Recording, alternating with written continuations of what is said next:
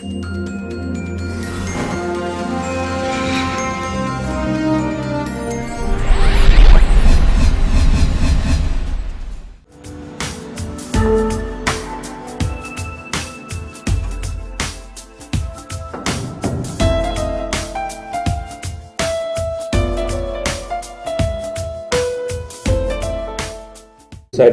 this occasion, Dr. S.K. Rao, Commissioner GHMC, Sri Somesh Kumar Garu, MLA Ramgundam, Sri Somarap Satyanarayan Garu, Babu Garu, Additional Commissioner, all my friends from the media, and the distinguished gathering here. Wonderful morning to all of you.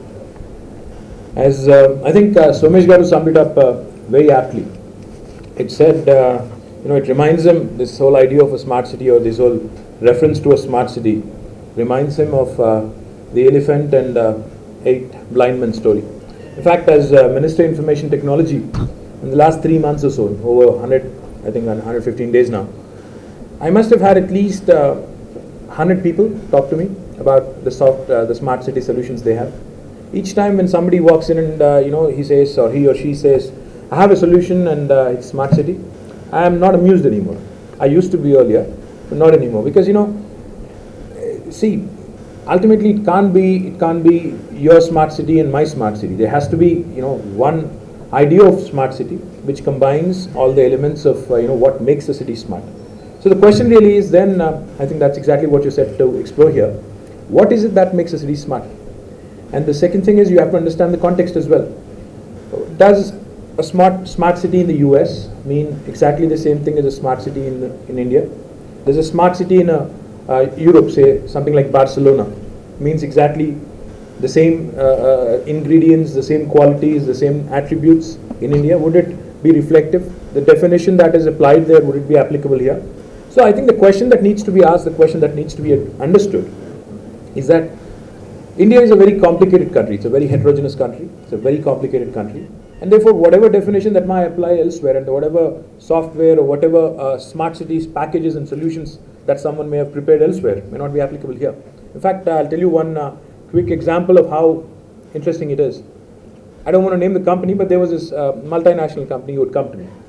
They said, we would like to give you a presentation. As much bored as I am with the PowerPoint presentations, I said, yes, okay, let's go do this. So we went ahead and we had this long presentation. They were talking about all the smart things, how the dustbins can trigger an alert, a stink alert, when it reaches a certain quotient of smell. How even the dustbins can even send out a trigger, an SMS message to the authorities when they have reached that point where they have to be shifted or emptied. Very smart ideas. Then they were also talking about traffic management. They told me that they have a solution which actually triggers an alert to the traffic cops when somebody cuts a lane. So I was a little amused. I asked them the question. I said, sir, I'm very happy that you're putting great technology to great use, but we live in India, and in India we don't just cut lanes. We actually have situations where in a one-way traffic you have people coming right at you. I said, how would you address that? He was a little stumped, let me put it mildly. He said, well, I haven't thought about it. And I said, that's exactly the solution I'm looking for. This is India. Yes, we need to instill a lot of discipline in our own citizens, because see, when we say smart cities, we're talking about a city. What is a city? Is it just roads? Is it just a layout that we've planned with some plots and roads and some amenities and infrastructure being thrown in? No, smart citizens. We also ought to have smart citizen services. I think that's exactly what is missing in the overall setting of definition of a smart city today.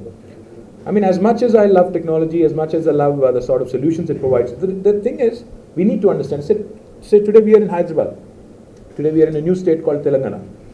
Telangana, if you look at it, is much different from the rest of the country in the sense that we are a very urban state.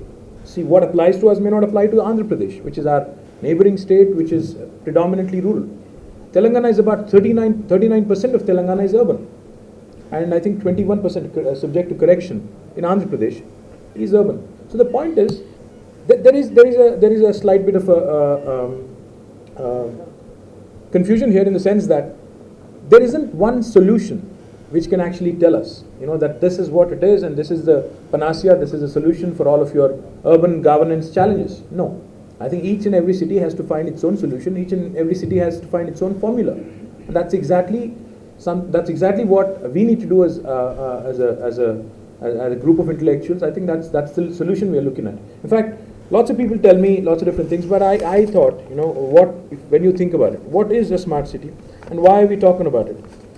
Why is Government of India talking about it? Why is every other software company out there talking about it?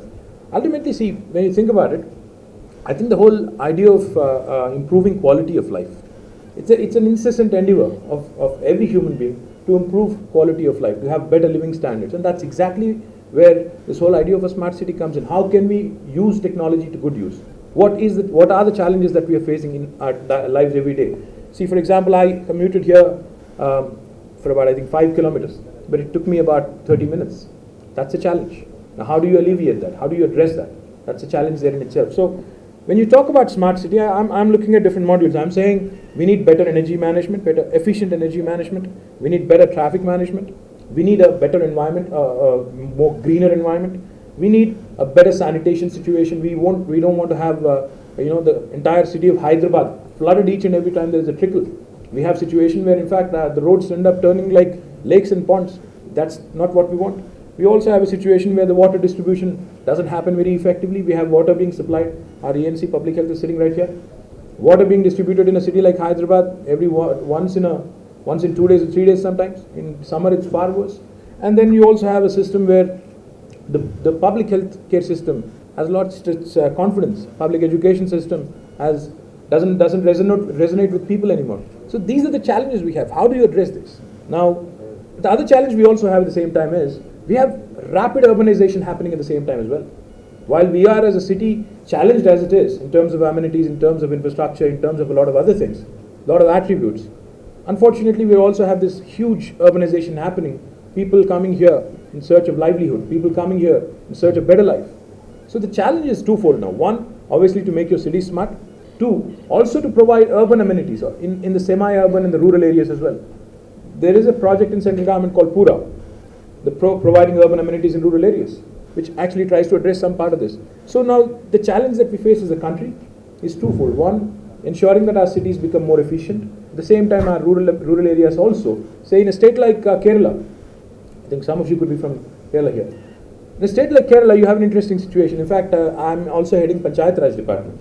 So when we started studying this whole idea of how we can empower our Panchayat Raj institutions, somebody told me the example of Kerala. So when I started trying to understand a bit more about Kerala, what I've realized is Kerala is a state where there isn't much of a distinction between the cities and villages. In fact, most of the villages in Kerala are of the size of a mandal here in Telangana. So there isn't one formula is what I'm trying to get at. In fact, if you ask me, the challenge is twofold, as I said. One, we obviously have to, I obviously welcome this whole proposal of the union government to actually come up with a 100 Smart City initiative, and we would love to be a part of that, and we would love to have many of our cities, including say a tier 2 city like Ramgundam, which is a corporation, also be a part of it. But at the same time, I think the few things that we need to sort out, for example, when we talk about energy management, energy efficiency, I'd like to ask you, I'm not too sure how many of you are from Hyderabad, but I'd like to ask you a quick question. How many of you actually know that Greater Hyderabad Municipal Corporation has a law in place which mandates that anyone building anything at all, anything new, be it a house or a commercial complex, has to have solar panels on their roof? How many of you actually know about it? Not many, I can say. I think the commissioner and a few others maybe. So the point I'm trying to make is, see, as a country we enforce we have wonderful laws.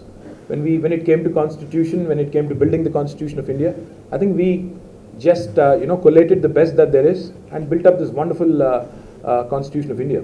And when it comes to rule framing and law policy making, none can beat us. We can come up with bundles of books. We can come up with bundles of huge, well entrenched and legally all apt laws. But at the end of the day, I think what remains a challenge is enforcement. And see, unless people know about it, unless people are aware. In fact, as soon as Telangana happened, as soon as Telangana was created, as soon as we assumed office, incidentally, that's when all these power cuts started, increasing in terms of the duration during the day. So I started getting a lot of messages on my Twitter account, my Facebook account, to my phone as well. Is this why we wanted Telangana? For all these power outages, etc., etc. The point is, yes, I understand the concern, I understand the irritation, but at the end of the day, unless citizens are aware, unless people are aware that the government is trying to do its best, and this is a problem that we've inherited, which we're trying to address, and there are also solutions that are right there at your doorstep, right on your rooftop, if I may remind you, that you have to have a solar panel on your roof. When I start giving it back to people and telling them, you haven't done this, people don't like it. But at the end of the day, I think that's exactly what GHMC or law enforcement has to do. That cities can't just be growing haphazardly. Cities can't just be growing like how Hyderabad is. In fact, we have a wonderful high-tech city here.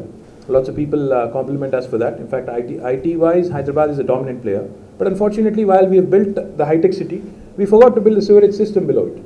These are the sort of minor things that actually make a difference. These are the sort of things that leave an impression. Because each and every time there's a trickle, as I said, the whole entire high-tech city actually floods. So these are the minor issues that actually make a big difference, which ought to be taken care of.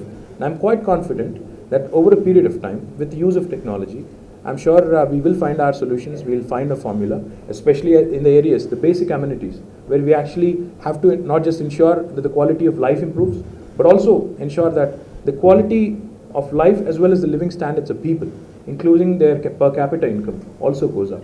So what is applicable in a Barcelona, what is applicable in a New York may not be applicable to us, because they are finding their own solutions as well. Even as we speak, even New York is grappling with problems. Even London is grappling with problems.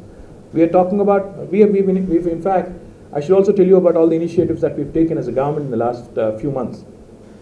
As Somesh Garu said, in my book, smart city not just means using technology for betterment of life. It also means a safer city. It also means a greener city. So therefore, we've started out a lot of different initiatives.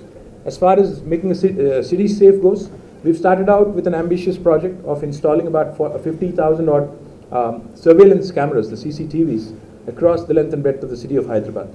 And as far as greening the city goes, we've started out with two initiatives. One, we started retrofitting of all the IT parks, about 124 of them, to make them more energy efficient, to make them more green. And we're in fact incentivizing all these IT parks to do more and more in terms of being more people friendly, in terms of being more disabled friendly, in terms of being more environmental friendly. So we are really pushing the envelope there. And we are also looking to, as I said, we are also looking to be more efficient energy wise. So therefore we are going to mandate and in fact enforce this whole idea of having rooftop solar panels across the length and breadth of Hyderabad. That will be an initiative. That will be very ambitious, but at least for the upcoming constructions, I request GHMC to enforce it with a lot of force. And then the overall challenge of improving the quality of environment and the quality of life in Hyderabad. It's a sad thing that we can't just be thinking of a smart city and a Wi-Fi city and using technology in selected locations in the city. We want the entire city to actually improve. Therefore, we are looking at the possibility of slums. Kitne hai Somesh ji? Pure notified. Hyderabad has more than 1,400 notified slums, and a city which wants to be smart cannot have lakhs and lakhs of its residents being slum dwellers. So that's another thing that we're working on. Our Chief Minister has been talking about it. Our Chief Minister wants Hyderabad to be a slum-free city, a slum-less city. In fact, we're trying to ensure that we build good quality housing for these slum dwellers as well and rehabilitate them, and then eventually move to a situation where we can truly call Hyderabad a global city, a cosmopolitan city, a smart city, a safe city, and a green city.